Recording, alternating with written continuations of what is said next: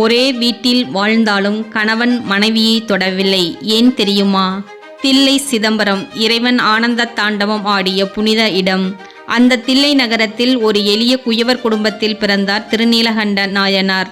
மண்ணோடுகள் செய்து வாழ்ந்தாலும் அவரது மனம் எப்போதும் சிவபெருமான் திருவடிகளிலேயே இருந்தது. சிவனுடைய அடியார்களை சேவிப்பது அவருக்கு வாழ்க்கையின் மிகப்பெரிய பாக்கியம்.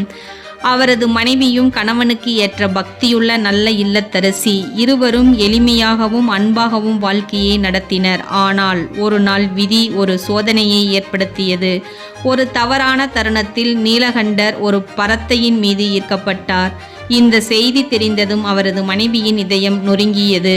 ஒரு இரவு கணவன் அருகே வந்தபோது கண்ணீருடன் அவள் சொன்னாள், இனி என்னை தீண்டினால் திருநீலகண்டம் மீது ஆணை. அந்த ஒரு வார்த்தை நீலகண்டரின் இதயத்தில் மின்னல் போல தாக்கியது. அவர் உடனே முடிவு செய்தார், என் மனைவியை மட்டுமல்ல உலகில் எந்த பெண்ணையும் நான் தீண்ட மாட்டேன் என்று சிவபெருமானின் மீது சத்தியம் செய்தார். அந்த நாளிலிருந்து ஒரே வீட்டில் இருந்தாலும் இருவரும் துறவிகள் போல வாழ்ந்தனர். காலம் சென்றது, இளமை முதுமையாக மாறியது. ஆனால் அவர்களின் ஒழுக்கமும் பக்தியும் ஒரு நாளும் மாறவில்லை. இந்த உண்மையான பக்தியை உலகறிய வேண்டும் என்று சிவபெருமான் நினைத்தார். ஒரு நாள் சிவயோகி வேடத்தில் நீலகண்டரின் வீட்டிற்கு வந்தார். ஒரு திருவோட்டை கொடுத்து, இதை கவனமாக வைத்திரு, பின்னர் வந்து கேட்கிறேன் என்றார். நீலகண்டரும் அதை பாதுகாப்பாக வைத்தார். சில நாட்கள் கழித்து அந்த யோகி திரும்பி வந்தார். ஆனால் திருவோடு காணவில்லை. நீலகண்டர் அதிர்ச்சியடைந்தார். யோகி கோபமாக கூறினார், நீ திருடவில்லை என்றால் உன் மனைவியின் கையை பிடித்து குளத்தில் மூழ்கி சத்தியம் செய். அந்த தருணம் நீலகண்டரின் மனம் சிதறிப்போனது. ஏனெனில் அவர் எடுத்த சபதம் மனைவியை தொடக்கூடாது என்பதே. இறுதியில் ஒரு மூங்கில் குச்சியின் ஒரு முனையை நீலகண்டர் பிடித்தார், மற்ற முனையை அவரது மனைவி பிடித்தார்.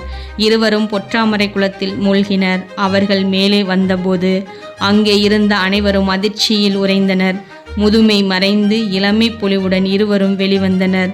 அந்த சிவயோகி மறைந்து வானத்தில் ரிஷப வாகனத்தில் காட்சி தந்தார்கள் சிவபெருமான் மற்றும் பார்வதி தேவியர்.